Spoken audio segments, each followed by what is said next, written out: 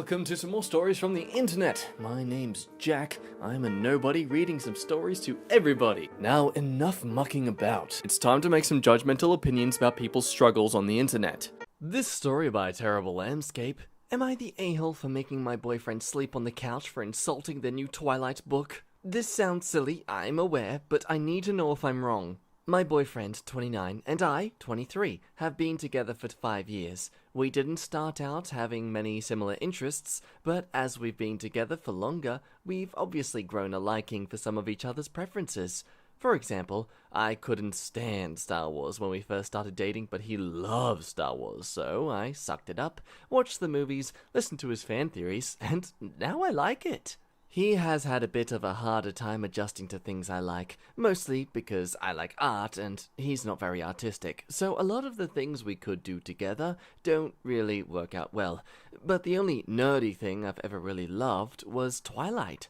I've read all the books, have all the movies, and I was super excited when Midnight Sun came out. My boyfriend has refused to watch the movies because he said they're for stupid girls, and I understand what he means, but he's never been outright rude to me until last night. My book came in the mail, and I immediately started reading it. He came home from work, and I had lost track of time, so I hadn't started dinner yet, which he usually doesn't care. But when he realized that I hadn't started dinner because I was reading my new book, he became really rude and condescending.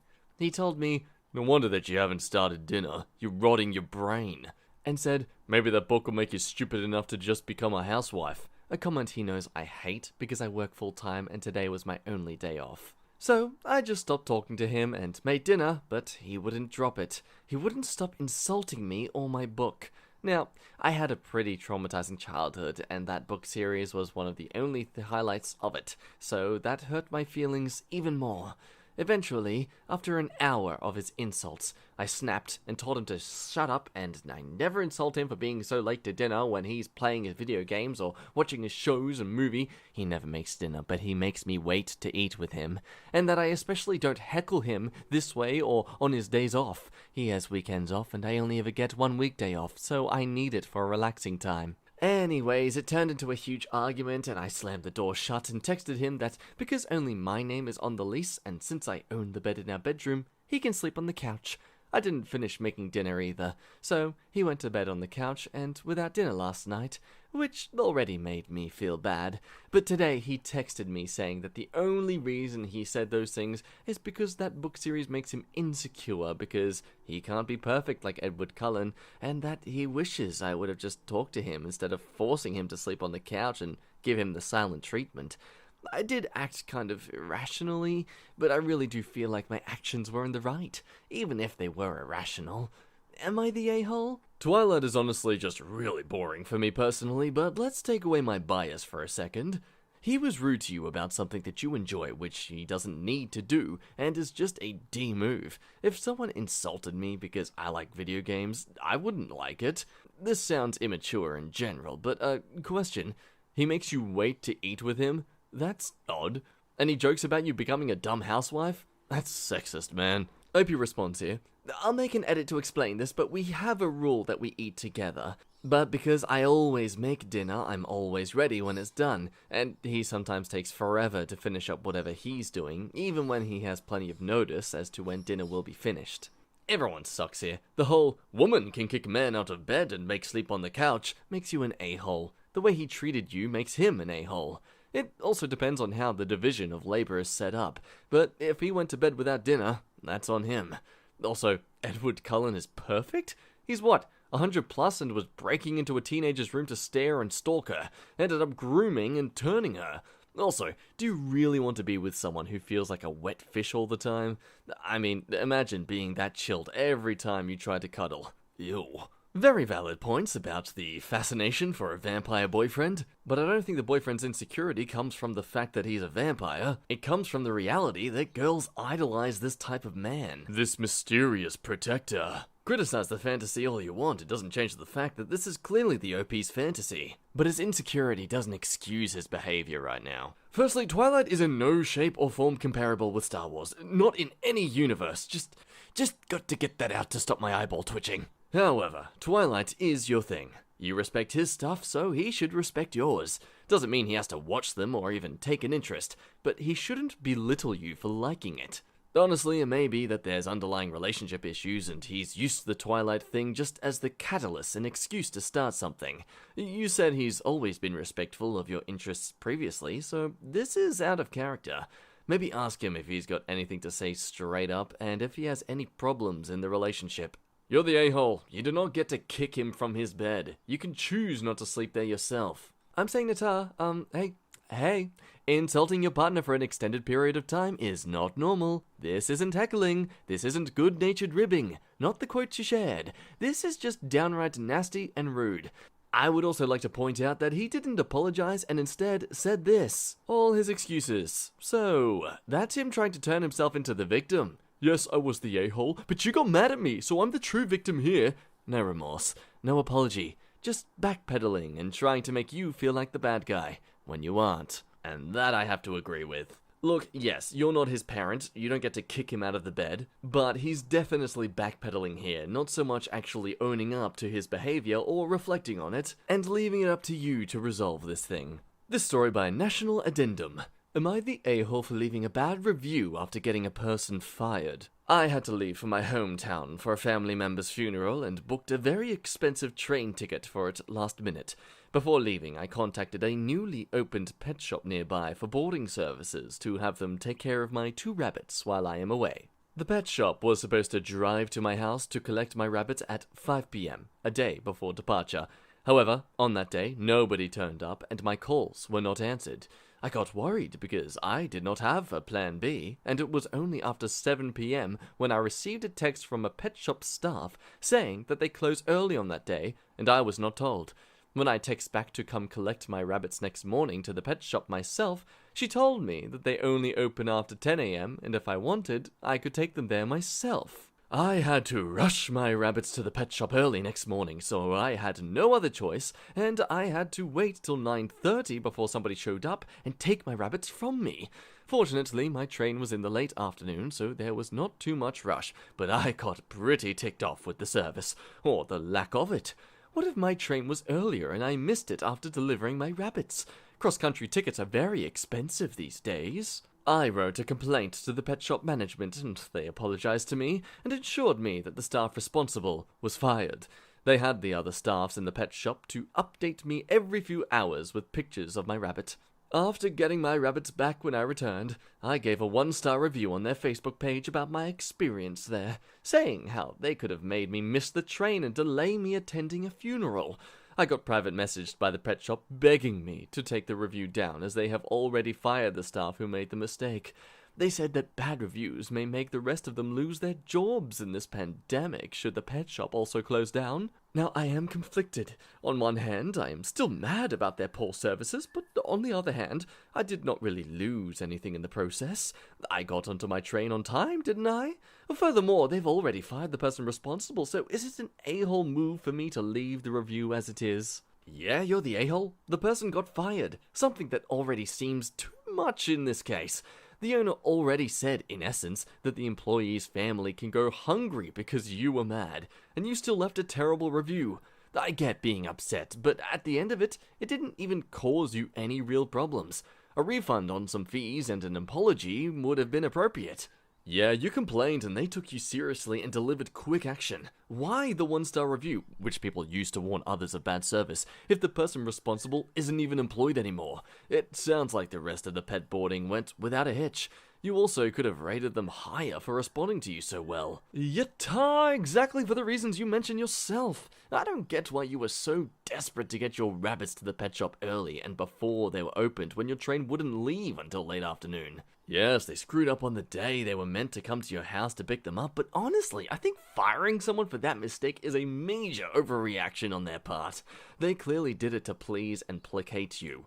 After they took care of your rabbits, and I'm assuming they did it well, you went and gave them a 1-star review, when the conflict between you and the shop had already been resolved. It's petty and ridiculous. Next story by Honey Baked Hamster. Am I the a-hole because I told my girlfriend I didn't want to compliment her anymore because she always shuts me down? Every single compliment I give her, she shuts down. If I call her pretty, she says she's ugly. Every single time I try to bring her up, she says something bad about herself, so I said that her doing that was making me not want to compliment her anymore. Because it's honestly annoying for her to shut it down every time, and she gets all sad about it. And for the life of her, she couldn't see it from my perspective. Okay, OP, I'm going to tell you right now that your girlfriend is probably very insecure about her own body or self-image and beauty. The way she sees herself is not positive, and it takes months, even years, to change that mindset. I imagine that your girlfriend didn't grow up with a support system that told her how beautiful she was, how much she was loved, and etc., that a lot of it now is morphed into insecurities. Instead of blatantly saying that you won't compliment her anymore, talk to her. What happened in her childhood that led her to this way? Was her parents outwardly affectionate? Was she shown how to love and be loved at a young age? You clearly don't know what your girlfriend has experienced, and it would be better for you to try and learn. I know it must suck to hear that your compliments are rejected all the time, but just give it a minute. Talk to her, and then try to find out what else you could do that would make you and her feel better. Could you compliment her on something other than her looks? How well she cleaned, cooked, played games, etc.? You're an a-hole. Clearly she has self-esteem issues, and being an a-hole about it isn't helping. Your girlfriend needs to resolve those on her own with therapy, etc. You can support your girlfriend by not making it about you. Don't be petty. If you can't give her a little reassurance, then do you really even mean these so-called compliments that are putting you out so much?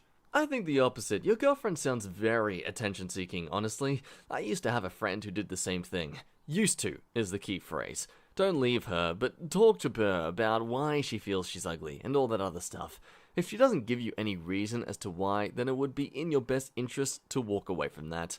No a-holes here. It's hard to get your compliment contradicted by her, but it might be a reflex for her at this point rather than a conscious action. I stared at Natar with this. I was someone who always shut down compliments, and yeah, it did take me quite a while to grow out of that and develop myself for the better. And yeah, people would just give up on complimenting me, or just get frustrated and annoyed at me for shutting them down, and I'd feel worse as a result. But their frustration was justified. I was seriously being so rude to them. They're going out of their way to lift up your spirits, and you were just pushing them away. You're rejecting their gift. They're not being factual, so just because you don't think you're doing a good job doesn't mean that they don't think that either. Accept their viewpoint, even if it is subjective, even if you don't fully believe it yourself. Saying thank you isn't you saying that you are wrong in how you think of yourself and that they are correct and that you're an idiot for thinking otherwise. It's simply an acknowledgement of their opinion. You know, that thing, this basic respect? Because that's part of the reality as to why we reject compliments sometimes. We're so assured that we're a failure and an idiot or ugly and all this stuff that when someone comes and tells us otherwise, it's like, what? No, that can't be the case because if that's true, then this entire time I've been wrong. Everything I've thought about myself has been a complete lie. That no, I can't accept that. That means I have to reevaluate myself. No, you're an idiot. You're the wrong one. Yeah, nah, don't do that. This ominous story by Wandering Volunteer. Would I be the a-hole if I never speak to my parents again? I'm a 40-year-old male, and I've never been close emotionally with my parents, early 70s. Once I was an adult and moved out, we only really saw each other for birthdays and holidays. My wife and I never really been great with money. We tend to splurge in an effort to give our kids experiences we didn't have growing up. We have terrible credit and lots of debt that may never be fully cleared. As a result, I have gone to my parents for financial help more than once. This was never done lightly, and only always as a last resort. I always stress and agonize over going to them for help because I know it will make things awkward for a while, and because they have a tendency to grill us about how we spend our money and lecture us on being responsible. Look, it can be very demeaning. The last time I spoke with them was to borrow $2,000 just after Christmas. They sent the money, but were out of town, and they said they wanted to have a talk when they got back home. I haven't called since. I got a text asking for a call, but said that I wasn't going to call because I wasn't in the mood for a lecture from them. They told me to call when I was ready. That was February. I don't think a 40-year-old man with a family of his own should ever be lectured by his parents. I'll have an equal discussion, but I refuse to be talked down to. Since then, they have ignored my wife's birthday, Easter, Mother's Day, and Father's Day. They used to at least send cards on these. I said I would pay back the loan at $100 a month, But when COVID hit, my wife lost her job and money has been tight again. She's back to work, and we are getting caught up without needing help, but I have stopped paying them without explanation. I am still trying to find out where I should be feeling sorry for him. Sometimes I feel guilty that I haven't checked on them as they are in high-risk groups for COVID. Then I also remember that communication is a two-way street, and if they are okay with writing me off, then why should I beat myself up about it? Right now, I'm waiting to see if they ignore my birthday, my kid's birthday, and/or Christmas too. If I don't hear from them by the end of the year, I'll probably write them off. So, am I the a-hole for not trying to contact them? And would I be the a-hole if I never did? Anyone else pointing out the hypocrisy here? Him getting upset that they're not really being in contact with him anymore, even though he just kinda ditched them about the money. For goodness sake, man. Yatar, you asked for help right after Christmas, probably because you spent way too much on presents for your wife and kids. Now, you won't repay the money. So, the funniest part is that your parents funded the holidays, but you got the credit for being the awesome big spender with the kiddos, and all your parents get is talked about in a negative way because you don't want to be lectured. Yeah, mate, if you didn't want to be talked down by your parents, stop asking them for money. The fact you're willing to avoid seeing them again just because they rightfully want to chastise you for using them is incredibly childish, which I would expect from a guy who can't pay his bills because he wants nice things. You're using your parents, and the fact you won't even own up to the consequences is pretty pathetic. Show some respect for your parents and yourself. You're setting yourself up to be taken care of by your kids when you get to that age, forever being taken care of.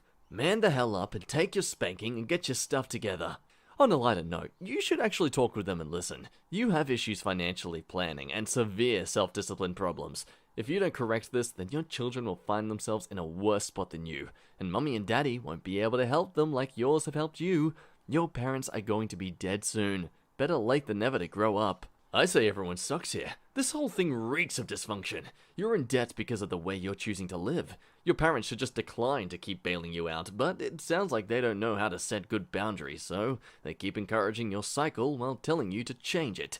I have to agree with several others. If you want to be treated like a grown-up, act like it, and stop expecting your parents to subsidize you living beyond your means. So, despite how you feel, you're responsible for your own action in taking that money, and the implications. You knew a lecture was coming, but didn't worry about that until you had the money, then you ghosted them. This is all on you. Don't you scamper off. If you're this far in, that means you enjoyed yourself. So come on, don't be selfish. Sharing that love. If there's anything you think I might have missed or made no sense at all what the hell I was thinking, let me know. I am just one opinion after all. I do read the comments when I can. I love taking in your perspectives because I'm just one person. I don't know all the answers to everything. But let's wrap things up like a Christmas present. My name's been Jack, your presence has been very welcoming today, and I look forward to rambling at your face through the cosmos of the internet another time soon. Bye!